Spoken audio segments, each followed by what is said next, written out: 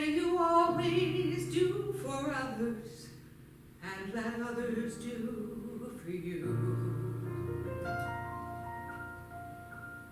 May you build a ladder to the stars and climb on every rung, and may you stay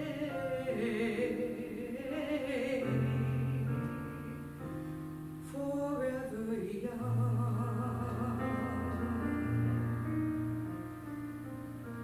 May you grow up to be righteous. May you grow up to be true.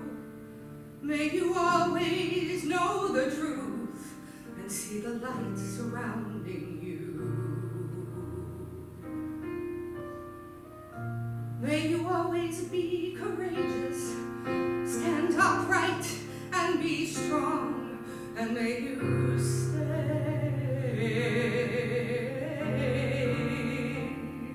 forever young.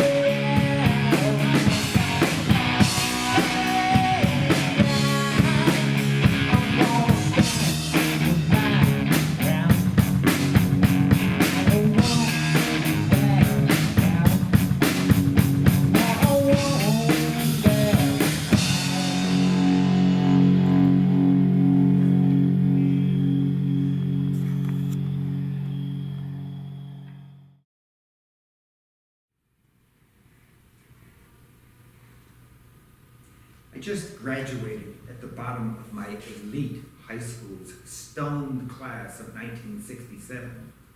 Fortunately, because I've been rejected from the 3 colleges I applied to, the dean of boys made a phone call, and I'll be going to the University of Wisconsin in Milwaukee. I guess this is good, leaving all this shit behind. My family's broken and scattered to hell. Melinda, my beautiful girlfriend, is about to dump me. Who the fuck knows where I'm going? I sure as hell don't. Go west, young man. I've got an attic room rented near the UWM campus, which is really dingy, but I'm fixing it up, making it into a monk cell, painting it white with brown trim. Being a monk might salvage whatever goodness is left of me.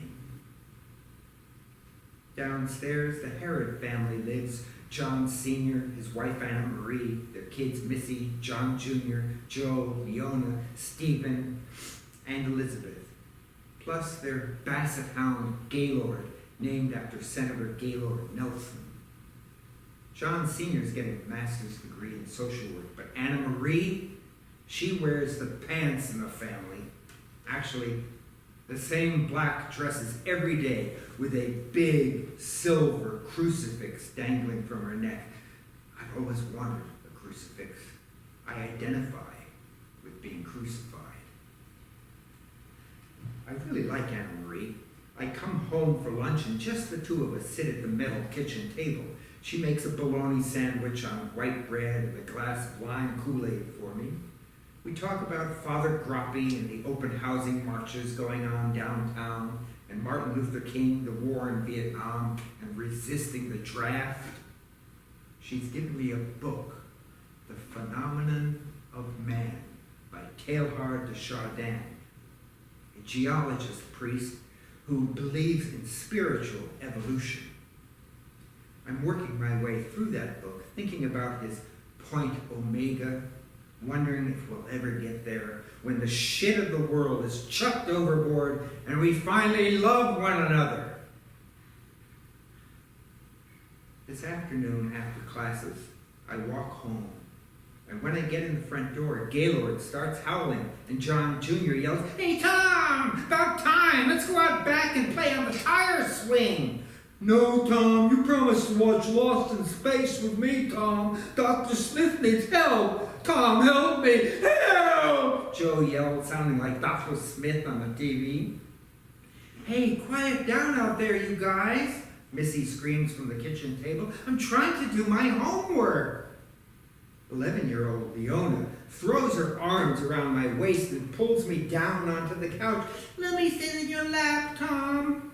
And little Stephen looks on, bewildered by the chaos, but wanting to join in, as Elizabeth howls from the railing of her playpen, rapidly stomping her feet, angry at the noise. I feel loved by the wild welcome of these kids. Tonight, as every night this fall, the 9 of us gather for supper at the dining room table. When I was growing up, we never said grace, but here with the Herods, we always do. Tonight, we even sing a grace. God is love, and we who abide in God abide in love. John Sr. and Anna Marie keep order over the chattering kids, and we eat our macaroni and cheese and boiled green beans, followed by red Jell-O with bits of canned fruit suspended in it. After dinner, the children and John Sr. scatter off to the living room, and Anna Marie and I stay seated at the table, catching our breaths. I feel uncomfortable, but I want to connect with Anna Marie. My daily routine of going to classes and my uncertain future feels very lonely and hollow. Anna Marie, I say quietly, everything about my life feels material, like I'm taking one empty step after another and not going anywhere. I don't know where I'm going. I feel lost. Everything is material. I don't feel anything spiritual. For a few moments, I don't say anything, and Anna-Marie allows for the silence. Slowly, I begin to notice a tingling sensation on the top of my skull. And then suddenly, in an instant, it seems as if the crown of my head is opening up and 1,000 geyser-like crystalline atoms of grief, self-doubt, and even time itself are rushing up and out and vanishing into an endless expanse with no beginning and no end, as if my unbounded consciousness is being catapulted into and floating within eternity. I am flooded with a feeling of gratitude, peace, and understanding never before experienced. Anna-Marie, I call out breathlessly. I get it. God is love. Everything is a gift. There is no beginning and no end. There is nothing to worry about ever. I stand up from my chair, overwhelmed with joy, and go into the kitchen. I sink to my knees on the linoleum floor, clasping my hands in prayer. God bless this house. God is love and all there is. The children come in from the living room. Anna-Marie follows. What's going on with Tom, Mom? Leona asks. He's feeling God's grace. Like a mystic, he's having a mystical experience, like St. Francis in ecstasy. In a moment, I stand and laugh uneasily. I'm embarrassed. Wow, this is quite a revelation. I smile at the kids, letting them know I'm okay and not off my rocker. I give Anna-Marie a hug. I love you, Anna-Marie. I love you, kids. I'm going to go up to my room now and pray on this a while. The feeling passes as quickly as it arrived. In my room, my monk cell, the harder I pray, the more I long to feel this bliss again. The more fleeting the experience becomes. By morning, it's gone. Just an unforgettable deposit locked into my memory bank. And now, here we are, 53 years later, in the midst of a pandemic, firestorms, hurricanes, racism, sexism, and a teetering democracy. What's to become of us in this moment of reckoning? Can the earth abide forever? Are we doomed to being victims of our vanities? Maybe there is an awakening at hand. Could it be that the omega point, the surrender to universal love, is not far off? Suddenly, what matters most is our connection to one another. We are animals in a world of animals. We are trees of the forest, fish of the seas, birds of the sky. We are communal beings, dependent on one another, gifted with this blue and green orb in space, circling and turning amidst an infinite ocean of stars and galaxies with no certain beginning and no certain end. We are connected only by love. What little do I know? I remember the promise of that cosmic event years ago when I was 18, even as I am still constrained by the bondage of self. Is it not true that love is all there is? Can we choose love?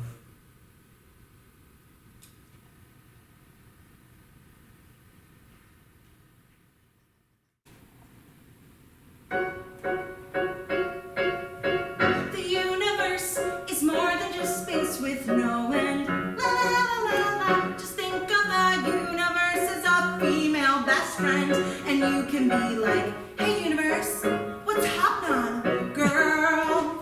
And she'll be like, "Oh nothing, just running the world."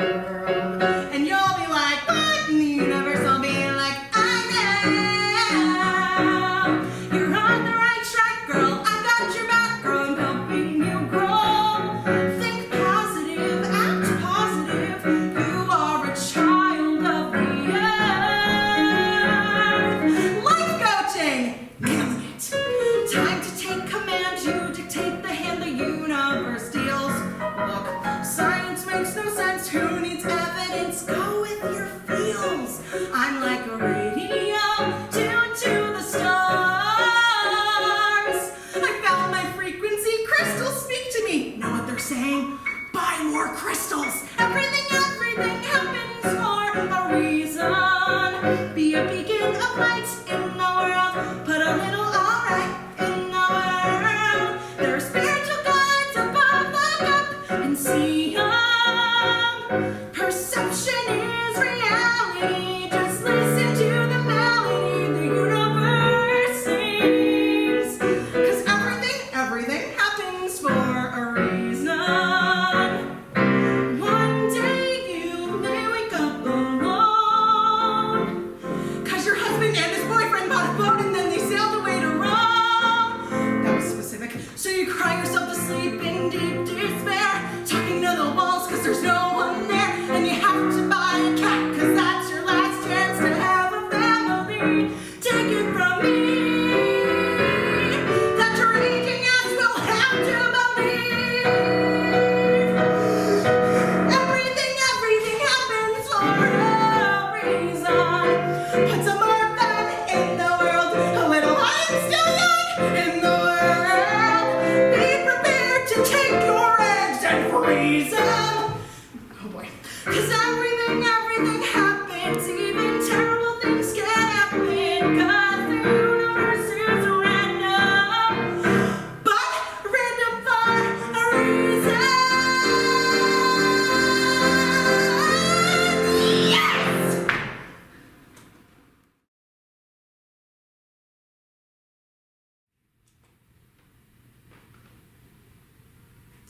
I note the obvious differences in the human family. Some of us are serious. Some thrive on comedy. Some declare their lives are lived as true profundity, while others claim they really live the real reality.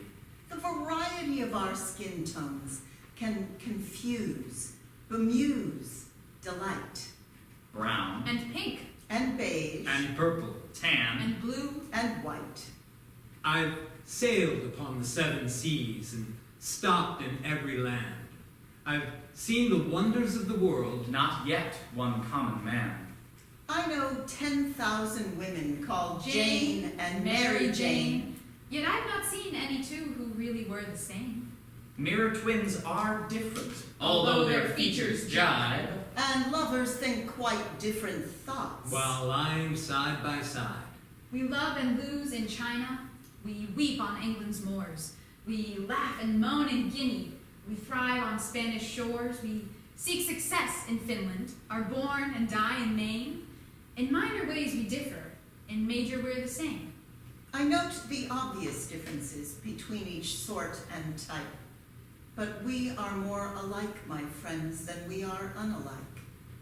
We are more alike, my friends, than we are unalike. We are more alike, my friends, than we are unalike.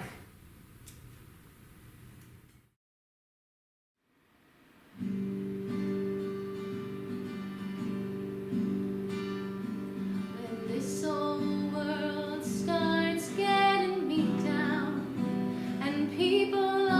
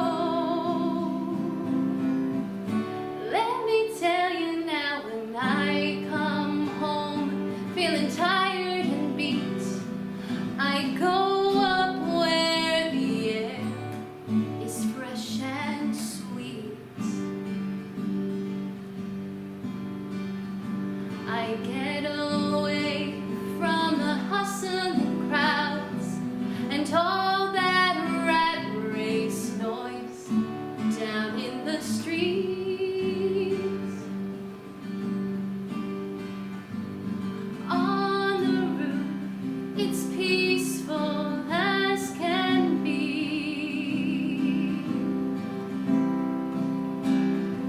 And there the world below won't bother me. Up on the roof.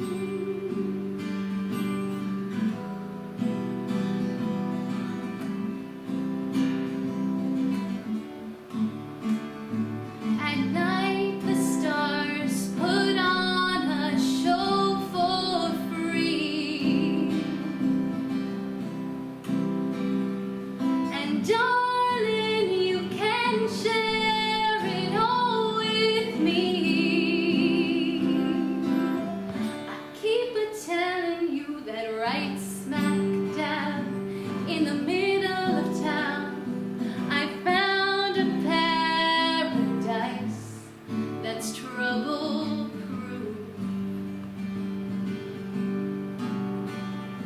And if this world starts getting you down, there's room enough for two up on the roof.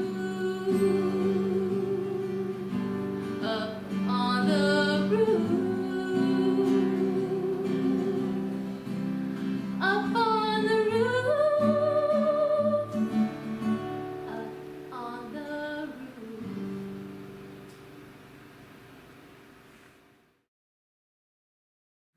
Hi, Mr. Paul! Hi, Sylvia. Oh, I'm excited about the song we're gonna sing today. I am too. Yeah, it's all about the times that we're living in now. Well, it's been quite a summer, hasn't Sure it? it has. There's a lot going on in the world. Yeah, but I thought we need to have a song to commemorate this. Well, it's always fun to sing with you, so why don't we share our song? Let's do it. Okay. I don't care about the clothes you wear, but I care about you. And I don't care about the color of your hair, but I care about you. And I don't care about that border wall, but I care about you. Here in the U.S. we're one and for all, but I care about you. Oh, I don't care about the color of your skin. If you lose, or if you win, you can drink vodka, beer, or gin. I prefer blood. But I care about you. Now, I don't care if tattoos are scary, but I care about you, hi Stuart. And I don't care about who you marry, but I care about you. Oh, I don't care about your ovaries. You can choose birth control if you please. It's okay to pee when you sneeze. But I care about you. No matter where you go, I hope you know I care about you. No matter what you do, you can bet it's true. I care about you. And if you're near or far, no matter where you are, I care about, I care about, I care about you. We should always show respect. R-E-S-P-E-C-T! That's right, Savannah. And I care about you. Even if your politics are circumspect, I care about you. Now, I don't care if you vote red or blue. Vote blue! And I don't care if you're old or new. I don't care if you're Gentile or Jew. But I care about you. No matter where you go, I hope you know I care about you. No matter what you do, you can bet it's true. I care about you! If you're near or far, no matter where you are, I care about, I care about I care about you.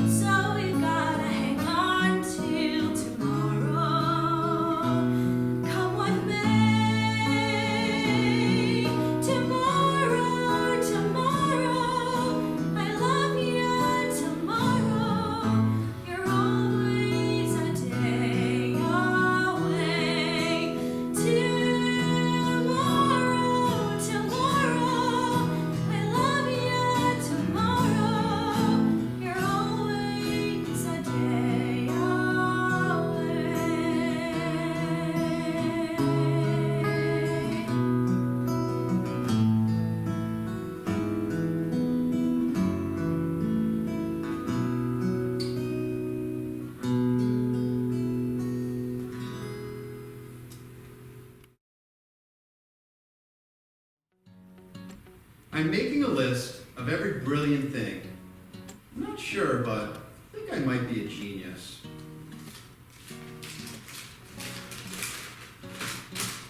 1, ice cream. 2, water fights.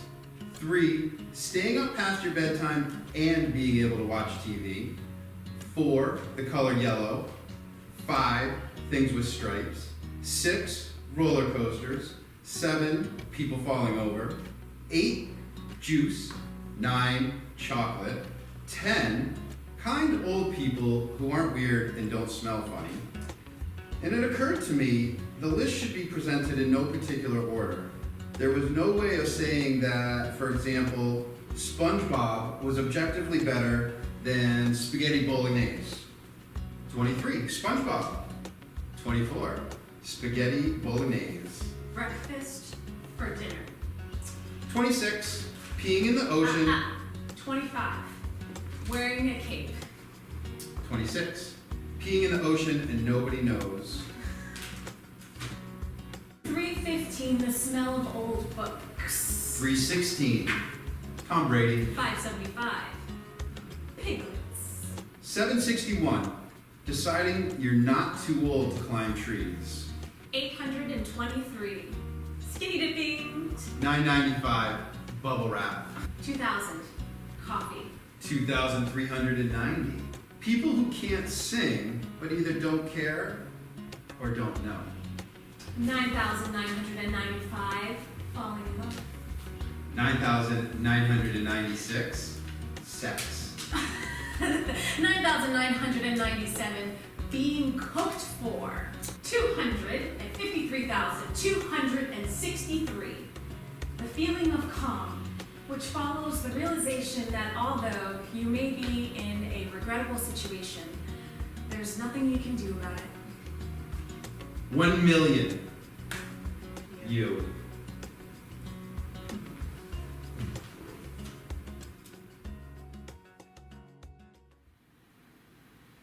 She was in a white dress with red and purple ribbons in her hair. She was dancing with somebody, but in love and music all is fair. We were finishing The Girl from Ipanema, going into summertime. I was in the middle of my solo when her eyes met mine. Love starts on the downbeat. Love starts when the music starts. Love starts when the tune is sweet and you lift your feet to the beat of your heart. Love makes a rhythm. Love dances in a dancer's shoes. It starts when you start to move. And what is the groove? The beat of your heart. And we played Moon River. And I want to hold your hand. And the girl in the white dress and the ribbons in her hair danced to my band. And I could feel my heart. It started jumping in my chest. And she smiled at me and I smiled at her. And the music did the rest. Love sparks on the upbeat, igniting with a minor ninth, resolving to a major sixth, and something clicks and everything starts. There goes the kick drum, spelling out the rhythm of love, telling you get off your seat and move your feet and dance to the beat of your heart.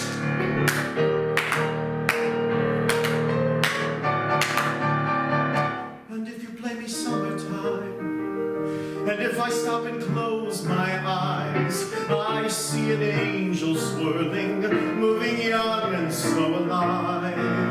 This music is a time machine. This music is a gift from God. Her face was beautiful. My God, her face was beautiful. So maybe I'm romantic. Maybe I'm a sentimental fool. Maybe music is the food of love, but music and love can tell them apart. So let me hear the downbeat, and let me hear the ba ba ba, and let me hear you kick the kick and whack the stair and shake your ass and stir up the air and dance with the girl with the ribbons in her hair and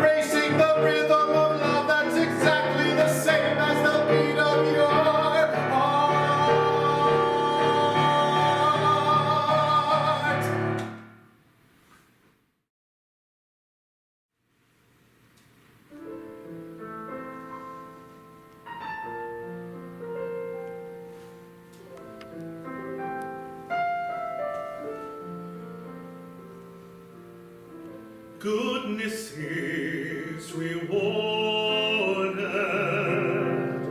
hope is guaranteed. Laughter builds strong bonds, right will intercede. Things you've said, I often find I need. Indeed, I see the world through your eyes. What's black and white is colorized. The knowledge you most dearly prized, I'm eager to employ. You said that life has infinite joys. Your heart, your glee haunts me. Your words strike suddenly. They're obvious but wise.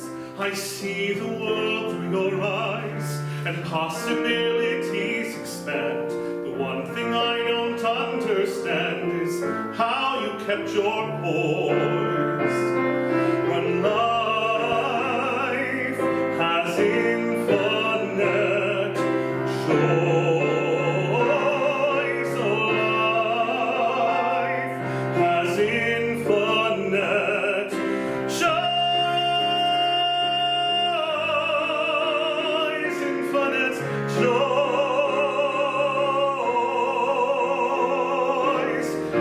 Your face, your voice, rejoice to have you here with me. Such a fine surprise. I see the world through your eyes. I taste lemon on my lips. I marvel at the sailing ships of well-dressed girls and boys. And life has infinite joys, has infinite joys. Oh, life has infinite joys.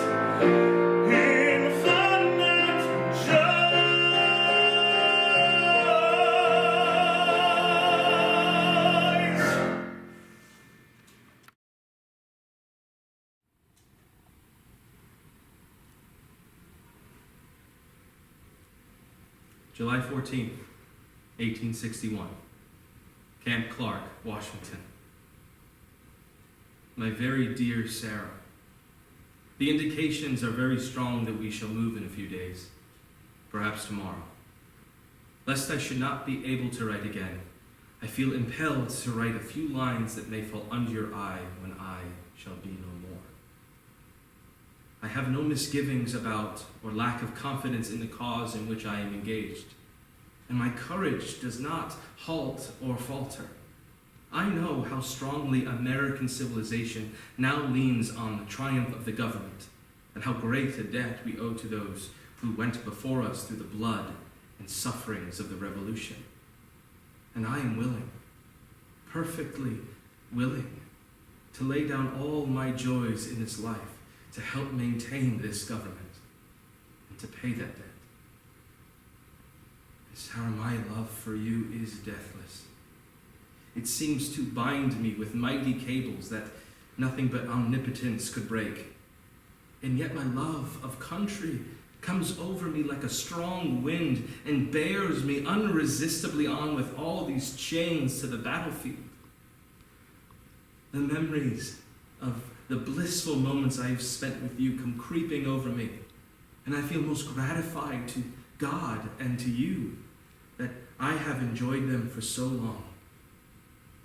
And hard it is for me to give them up and burn to ashes hopes of future years when, God willing, we might still have lived and loved together and seen our sons grown up to honorable manhood around us.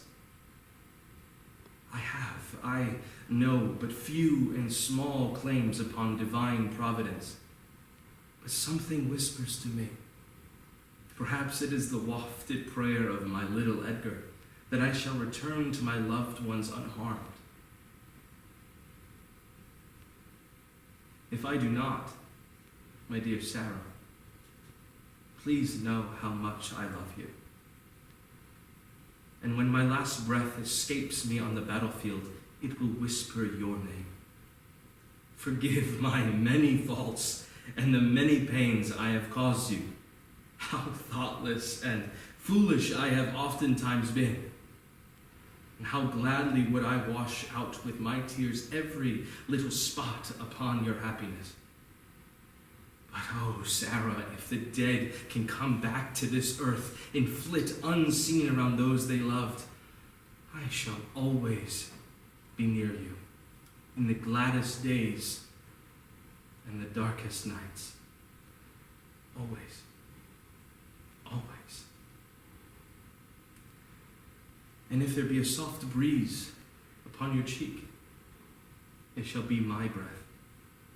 And as the cool air fans your throbbing temple, it shall be my spirit passing by. Sarah, do not mourn me dead. I think I am gone. And wait for thee, for we shall meet again.